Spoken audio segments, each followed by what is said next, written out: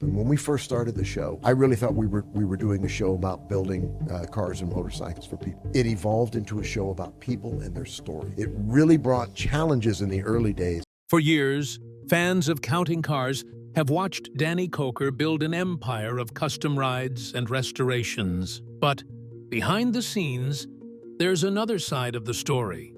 Not everyone who joined his shop proved worthy of the ride. Some broke trust, and others nearly tore the team apart. Now, after years of running the business, Danny finally revealed the names of the 5 worst employees in Counting Cars history. Join us as we uncover those crew members who couldn't live up to the pressure. Number 1. Rolly Szabo. Rolly Szabo became one of the most familiar faces on Counting Cars during the years he spent in the shop from Season 2 through Season 6. He was the lead detailer, the man who made sure that every single car leaving Count's Customs was spotless and shining. His role was important because the finishing touch on any custom job could either lift it up or bring it down, and Rolly never let a vehicle roll out looking botched. However, his value to the show and to the shop went far beyond the steady work of detailing. His thick Hungarian accent made him instantly recognizable, and his big smile seemed to light up the room. He was always moving, always full of energy, bringing his humor and playful nature into every workday. He cracked jokes, danced around, and turned even long, tiring days into moments of fun. That mix of entertainment and hard work turned him into someone fans looked forward to watching. At the same time, he was never just there to clown around. When it came down to detailing a car, his focus sharpened. He went over every inch of a vehicle, cleaning and polishing until it gleamed. He treated custom lowriders with the same careful touch that he gave to rare classics, making sure no spot was left out. His perfectionism showed in every finished job, and fans began to talk about it online. By the time Season 4 rolled around, his presence had grown into one of the highlights of the series. But then, everything changed. In 2017, reports surfaced that some expensive detailing equipment had gone missing from the shop. It was not a matter of small tools being misplaced. Entire pieces of professional gear, worth thousands of dollars, had vanished. Soon after that, Rolly disappeared from the show as suddenly as the equipment itself. There was no goodbye filmed for the audience, no explanation given, just an absence that left fans confused. Later, rumors spread around that the missing tools might have been connected to Rolly's departure.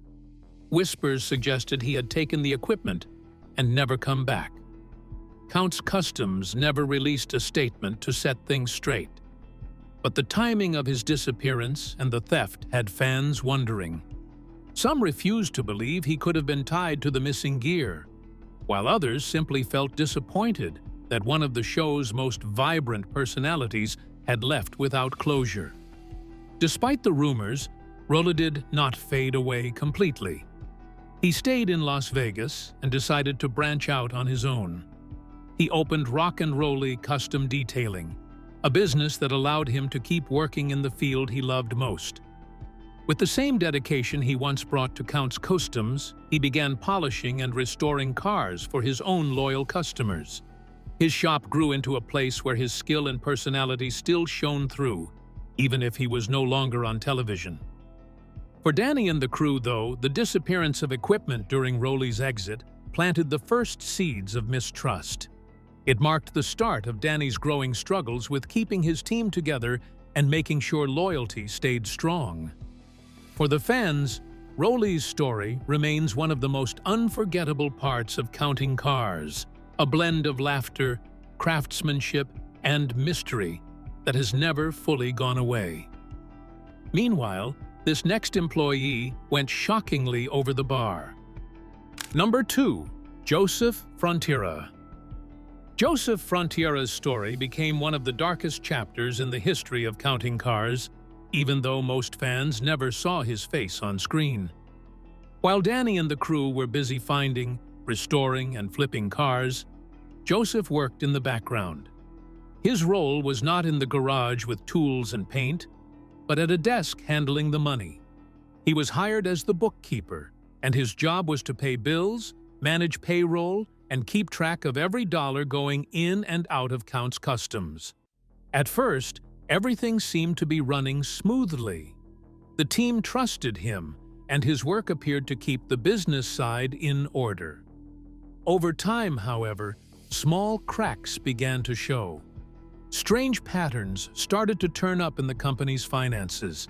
At first, they may have looked like simple errors, but as the team dug deeper, the truth slowly came out. Joseph had not been making mistakes. He had been stealing from the shop, and the amount was shocking.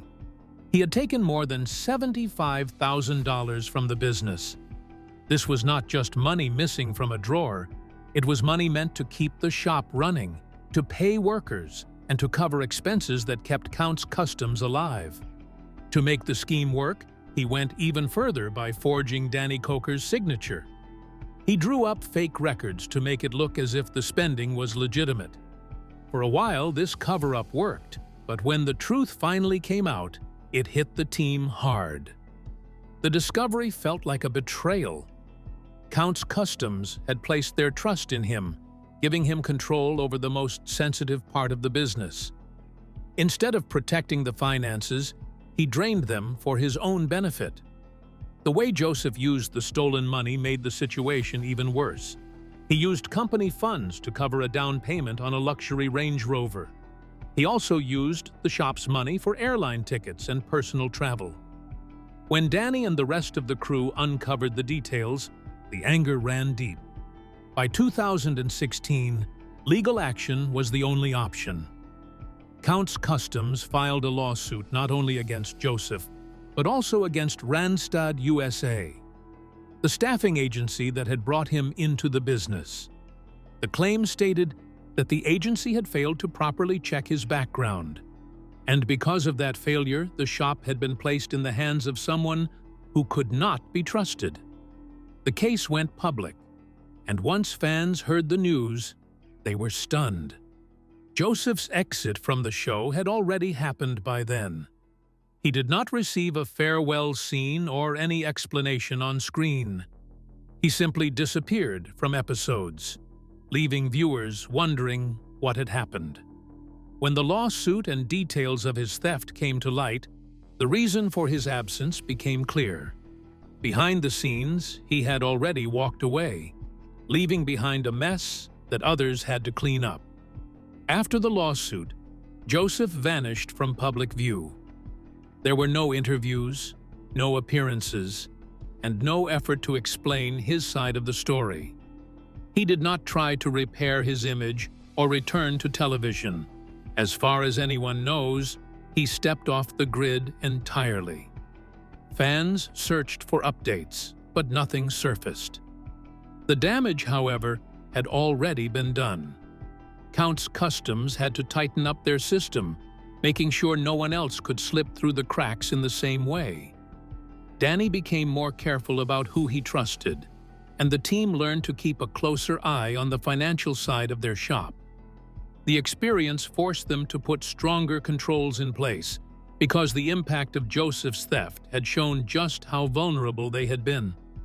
The ordeal was not the only money problem Danny would deal with, but it remained one of the most bitter.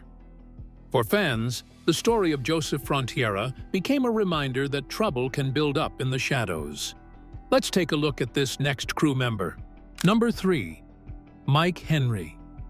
Mike Henry, known to viewers as Horny Mike, became one of the most unforgettable figures on Counting Cars. His look alone set him apart, with horned helmets, spiked mohawks, a style he carried through everything he did.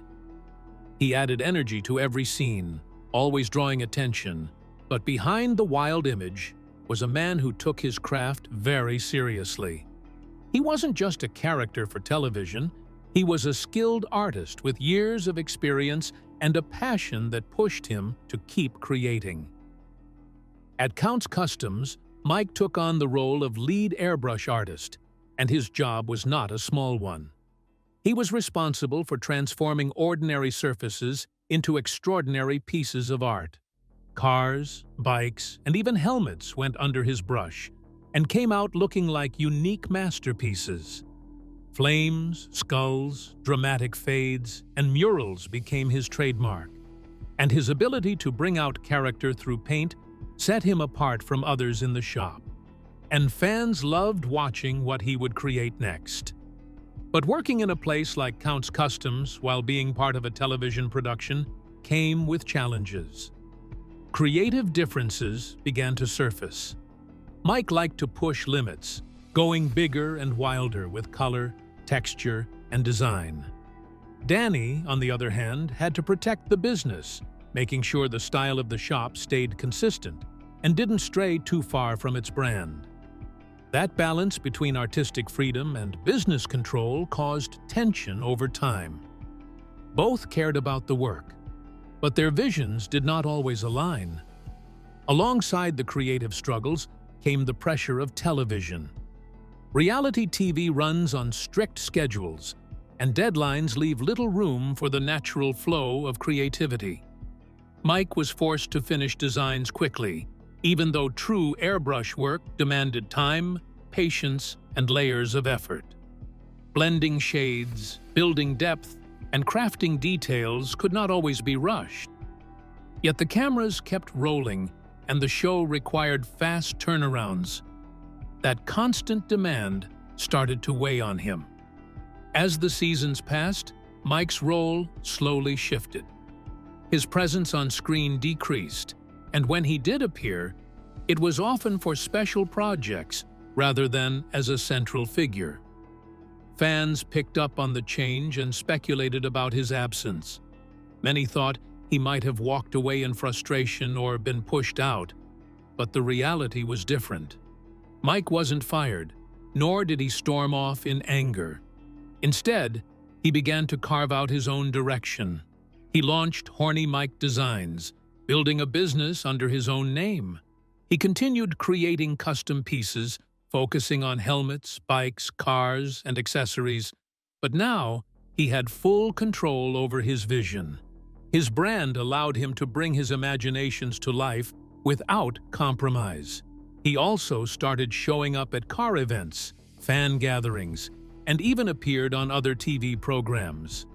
His connection to the world of custom design stayed strong, and he kept pushing forward with the same energy that first caught people's attention.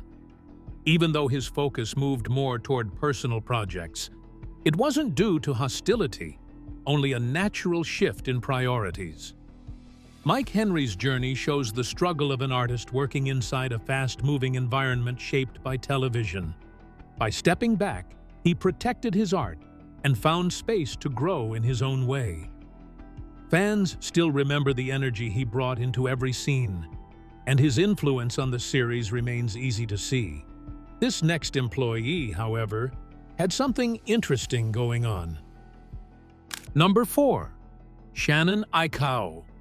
Shannon Aikau carried himself in a way that drew attention without him ever trying. He was never the type to crack jokes in front of the crew or to argue on camera just to be noticed. His strength came from the work he put into the machines, and that was what truly set him apart. When it came to building motorcycles, he held a level of skill that few could ever match. His steady hands and sharp focus helped him create bikes that were not only powerful, but also beautiful. Fans could see that he did not need to talk much to prove himself. His work spoke louder than anything he could say. He stood as one of the most reliable members of Count's Customs from the very beginning. While some personalities fought for screen time or stirred up drama, Shannon stayed focused on what mattered, turning out top-quality builds week after week. He never rushed through a project, and he never cut corners to save time. But as the seasons rolled on, things started to change. By the time Season 7 came around, viewers began to notice that Shannon was on screen less often. His presence slowly faded, and some episodes barely showed him at all. Before long, he had almost disappeared from the show entirely. There was no dramatic blow-up, no staged argument, and no farewell scene. He just slipped out of the spotlight without making a fuss. The reason, as many close to the show explained, came down to creative differences. As Counting Cars grew in popularity, the show leaned harder into staged drama and flashy storytelling. There were more arguments, more setups meant for television, and less time spent on the actual building process. That shift worked well for ratings, but it didn't sit well with someone like Shannon. He had built his career around real craftsmanship, and he had no interest in playing a part for the cameras. Even after leaving the series, Shannon never slowed down. He stayed active in the Las Vegas motorcycle scene, continuing to design and build custom machines. His reputation carried on, and people still recognized the quality of his work. His bikes continued to draw attention because they carried the same careful detail and bold design that had always defined his style. In many ways, Shannon's journey shows a different kind of success. Fans often look back and say that the show lost something when Shannon was no longer around. His presence brought balance and a sense of class to the shop. More than anything, he brought pure talent that never needed to be covered up with arguments or staged tension. He left the series in the same way he had always worked, steadily, with focus, and with respect for the craft. And in doing so, he built a legacy that remains strong even without the lights and cameras. You think you've seen it all, but this next individual didn't hold back. Number 5. Scott Jones.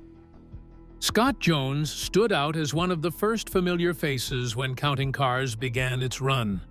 From the start, he carried the role of shop manager, but his work stretched far beyond simply overseeing the daily grind. He also handled the books, kept track of numbers, and worked behind the scenes to make sure things stayed organized. He pushed the team to meet deadlines, tightened the budget, and tried to keep the entire operation moving in an orderly way. While Danny Koker drove the creative energy of the show and represented the public face of the shop, Scott played the part of the stabilizer. On paper, he was the one who made sure that big ideas didn't spiral out of control. Right from the beginning, viewers picked up on his strong personality. He came across as blunt and direct, often serious, and unwilling to hold back when something bothered him. His main responsibility was keeping money from slipping away. That duty placed him in direct conflict with Danny on several occasions. Danny dreamed up bold designs and often wanted to push the limits with custom builds, while Scott tried to rein things in. He pushed back on costs, reminded everyone of the financial side of the business, and made sure that spending did not spin out of hand. Business, in his mind, always came first, no matter how exciting a new project looked. This difference in approach created regular tension, and viewers could see it unfold right on camera. Scott often challenged prices, questioned bold choices, and pushed Danny whenever a plan seemed to drift too far from reason. Some fans enjoyed watching the two clash, finding humor in the back and forth. Others thought it revealed a deeper split inside the shop. The styles of the two men were far apart, and that divide showed up repeatedly in nearly every episode of the first 2 seasons. Then, something unexpected unfolded. After Season 2, Scott was gone. Fans noticed right away and began to talk about it online. Rumors spread quickly, as they often do. Some suggested that he had been fired for financial mismanagement. Others believed a bigger conflict had taken place behind the cameras. None of those claims were ever proven, and the show itself never gave any clear explanation. The truth turned out to be much simpler. Reports later explained that Scott had left because of personal reasons.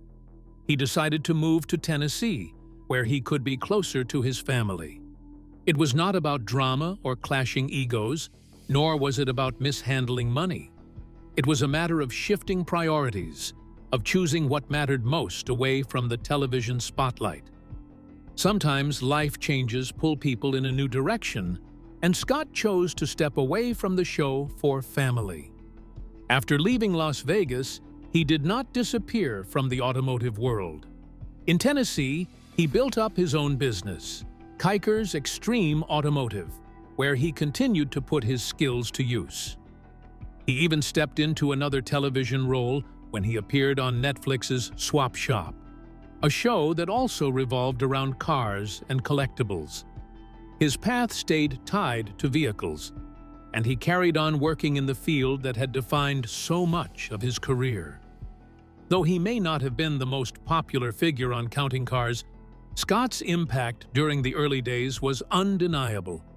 He stood as the voice of reason, the one who forced others to think twice before chasing after costly dreams. While his time on Counting Cars lasted only 2 seasons, his presence during those years set a tone that fans still remember. A steady hand that once kept Count's Customs running on track. If you enjoyed this video, like and subscribe, and also click the next video shown on your screen.